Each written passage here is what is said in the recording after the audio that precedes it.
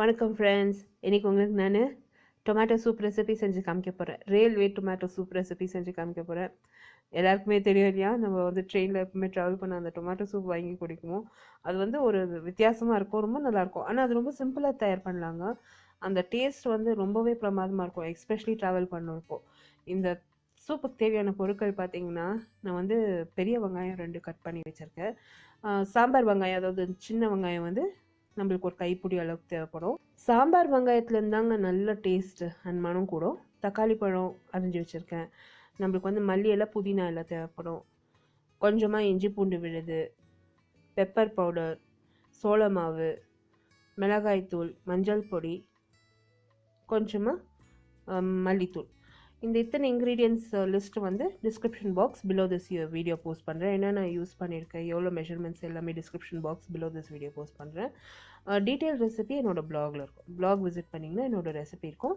Black link I card about this video நீங்கள் click பண்ணலாம். இல்லை description box below this video post பண்ணுறேன்.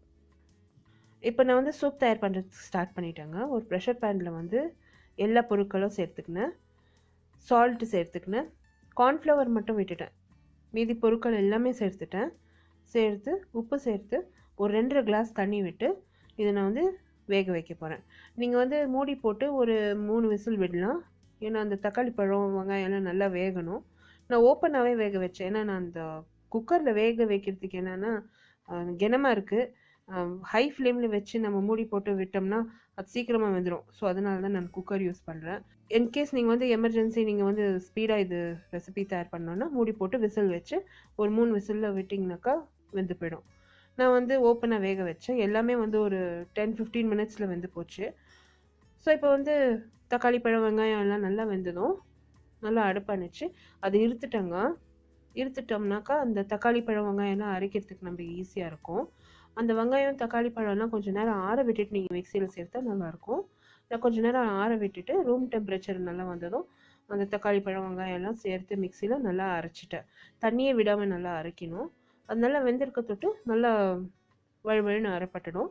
நம்ம ஜஸ்ட்டு மிக்சியில் போட்டு நல்லா ஆட்டி எடுத்துட்டோம்னா அதுக்கு பிறகு நம்ம ஸ்ட்ரெயினரில் திருப்பியும் சேர்த்து ஸ்ட்ரெயின் பண்ணுறதுக்கு ஈஸியாக இருக்கும்.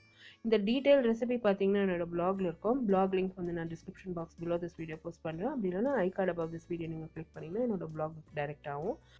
என்னை இன்ஸ்டாகிராம், ஃபேஸ்புக் அண்ட் ட்விட்டரில் ஃபார் ரெகுலர் அப்டேட்ஸ் நீங்கள் லைக் பண்ணி ஃபாலோ பண்ணலாம். நான் நிறைய அப்டேட்ஸ் அங்கே கொடுத்துட்டே இருக்கேன். ஸோ கண்டிப்பாக விசிட் பண்ணி ஃபாலோ பண்ணுங்கள். இந்த மிக்சியில் எல்லா பொருட்களும் சேர்த்து நல்லா அரைச்சதும் அது திருப்பியும் நல்லா வடிகட்டியில் சேர்த்து நல்லா ஸ்ட்ரெயின் பண்ணிட்டேன். இப்போ உப்பு செக் பண்ணிக்கோங்க. உப்பு தேவைப்பட்டால் நீங்கள் உப்பு சேர்த்துக்கோங்க. எவ்வளோ தண்ணி தேவைப்படுமோ அதுக்கு தகுந்த மாதிரி நீங்கள் சேர்த்துக்கோங்க. பச்சை மிளகாய் நான் ஒன்று தான் வச்சேன். காரத்துக்கு தகுந்த மாதிரி நீங்கள் பச்சை மிளகாய் வச்சுக்கலாம். ஏன்னா நான் மிளகாத்தூள் சேர்க்குறத விட்டு ஒரே ஒரு பச்சை மிளகாய் தான் வச்சேன்.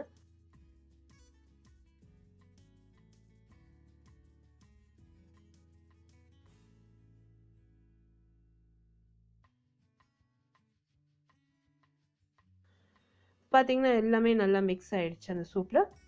நம்ம இப்போது ப்ரெஷர் பேனில் பட்டர் சேர்த்து கொஞ்சமாக அந்த மிளகு பொடியை லைட்டாக ஃப்ரை பண்ணணும். அந்த பட்டரில் அந்த மிளகு பொடி ஃப்ரை பண்ணோம்னா அது நல்லா மனம் கூடும், நல்லா டேஸ்ட் என்ஹான்ஸ் ஆகும். ஸோ அந்த பட்டரில் கொஞ்சமாக மிளகு பொடி சேர்த்து நல்லா ஃப்ரை பண்ணிட்டேன். ஒரு 2 நிமிஷம் நல்லா பொரிஞ்ச பிற்பாடு அதில் அந்த சூப்பை, வடிகட்டின சூப்பை சேர்த்து நல்லா கொதிக்க விடணும். பட்டரில் மிளகுத்தூள் நல்லா பொரிஞ்ச பிற்பாடு நம்ம வடிகட்டின சூப்பை சேர்த்து அதை நல்லா கொதிக்க விடணும். அது நல்லா ஃப்ளேவர் அண்ட் டேஸ்ட்டு என்ஹான்ஸ் ஆகும். இப்போ நீங்கள் உப்பு செக் பண்ணி உப்பு சேர்த்துக்கலாம், தண்ணி சேர்த்துக்கலாம். அந்த சோள மாவில் கொஞ்சமாக தண்ணி விட்டு நல்லா கரைச்சி வச்சுக்கோங்க. சூப்பில் எப்போவுமே அந்த சோள மாவு சேர்த்தோம்னா அது நல்லா திக்காக இருக்கும், ஒரு நல்ல க்ரீமி டேஸ்ட் மாதிரி இருக்கும். நீங்கள் சோள மாவு சேர்க்கலாம், இல்லை விட்டுடலாம். நீங்கள் க்ரீம் கூட சேர்த்துக்கலாம். அவங்கவுங்களுக்கு தகுந்த மாதிரி தான், எப்படி நீங்கள் விருப்பப்படுறீங்களோ அந்த மாதிரி நீங்கள் சேர்த்து நீங்கள் செய்யலாம்.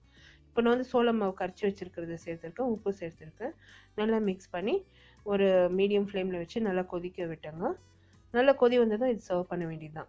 சூப் தயாராகிடுச்சு. ரெசிபி இன் டீட்டெயில் பிளாகில் இருக்கும். இன்க்ரீடியன்ட்ஸ் இந்த ரெசிபிக்கு யூஸ் பண்ணதெல்லாம் description box below this video post பண்ணுற மெஷர்மெண்ட்ஸோட. இந்த ரெசிபி நீங்கள் பார்த்து என்ஜாய் பண்ணிங்கன்னா எனக்கு ஒரு தம்ஸ் அப் கொடுத்து சப்ஸ்கிரைப் பண்ணுங்கள். இது சுட சுட நம்ம பரிமாறி ஜஸ்ட் ஒரு பட்டர் அண்ட் பெப்பர் பவுடரோட வச்சு பரிமாறினோம்னா பிரமாதமாக இருக்கும். ப்ரெட்டு வந்துட்டு நம்ம டோஸ்ட் பண்ணிவிட்டு இந்த சூப்பில் துவச்சி சாப்பிட்டோம்னா இன்னும் ரொம்பவே அருமையாக இருக்கும். கண்டிப்பாக இந்த ரெசிபி ட்ரை பண்ணிவிட்டு உங்களோட காமெண்ட்ஸ் எல்லாம் போஸ்ட் பண்ணுங்கள். இந்த வீடியோ ரெசிபி பார்த்து என்ஜாய் பண்ணிங்கன்னா எனக்கு ஒரு தம்ஸ் அப் கொடுத்து சப்ஸ்கிரைப் பண்ணுங்கள். அடுத்த புதிய ரெசிபியோடு உங்களை நான் திருப்பியும் சந்திக்கும் வரை, this is Vidya Lakshmi. Thank you so much for வாட்சிங். பாய்.